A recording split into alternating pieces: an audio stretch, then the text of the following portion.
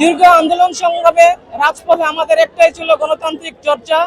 গণতান্ত্রিক চর্চায় বাংলাদেশের মানুষের জন্য, দেশের জন্য আমরা কাজ করতে চাই। বিশেষ করে পিছিয়ে পড়া নারী এবং শিশুদেরকে শিক্ষা অনুরাগী এবং বেকার মুক্ত বাংলাদেশ গড়তে চাই, যেখানে নারী এবং শিশুদের শিক্ষার ব্যবস্থাপনা থাকবে, যেখানে কোনো রকমের মাদক সন্ত্রাস থাকবে না, যেখানে যেখানে নারীদের মধ্যে, নারী এবং পুরুষের মধ্যে যে বৈষম্য থাকবে না, এরকমের সমাজ আমি গড়তে চাই।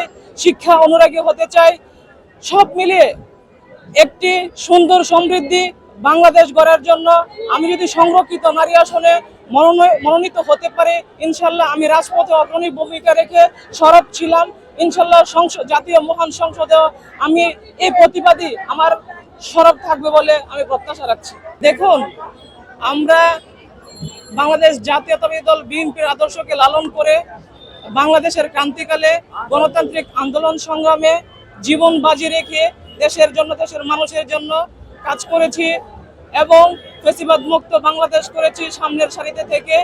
ইনশাল্লাহ বাংলাদেশের অবিসংগঠিত নেতা, আমাদের সাংগঠনিক অভিভাবক, বাংলাদেশ গণপ্রজাতন্ত্রী বাংলাদেশ সরকারের মাননীয় প্রধানমন্ত্রী জনাব তারেক রহমান তারুণ্যের যে রাজপথে অগ্রণী ভূমিকা ছিল, শিক্ষাগত যোগ্যতা মার্জিত নম্র ভদ্র দলের আনুগত্য যে লালন করেছে, এই ত্যাগী নারী নেতৃত্বকে মূল্যায়ন করবে বলে আমরা প্রত্যাশা রাখছি।